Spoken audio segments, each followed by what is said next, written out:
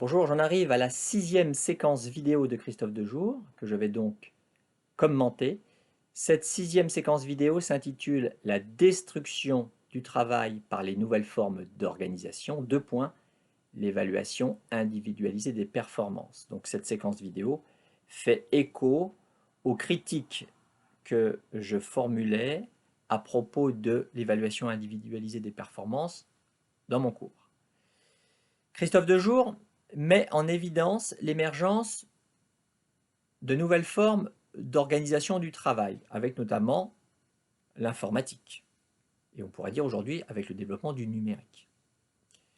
L'outil informatique a notamment permis une plus grande individualisation du travail, et notamment la mise en place d'une nouvelle forme d'évaluation.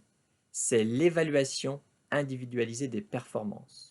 Cela a été rendu possible par l'informatique et cette tendance, elle se poursuit aujourd'hui avec le développement du numérique. Cette technique d'évaluation, que constitue l'évaluation individualisée des performances, elle permet dans le même temps de mettre en concurrence les services entre eux et les salariés entre eux.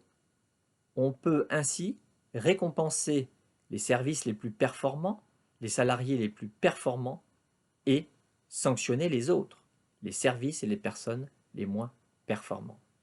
Et cela peut aller évidemment jusqu'à des licenciements.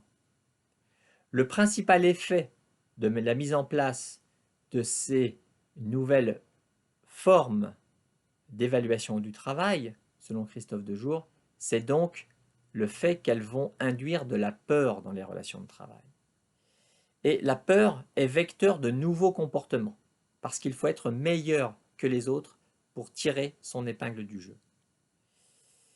C'est le problème posé par une sorte de concurrence déloyale. Si la règle du jeu c'est que le meilleur gagne, alors le salarié n'hésitera pas, entre guillemets, à glisser des pots de banane sous les pieds de son voisin. Et évidemment, cette situation, elle peut porter atteinte à la performance collective. Ces nouvelles formes d'évaluation du travail, elles sapent dans le même temps l'activité déontique, c'est-à-dire l'activité de création de règles de métier.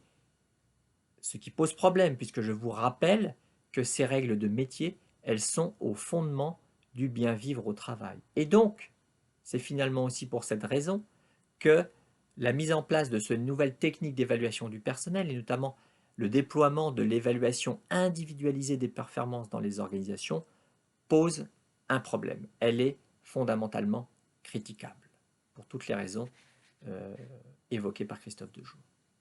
Je poursuivrai cette réflexion dans la prochaine séquence vidéo. Au revoir.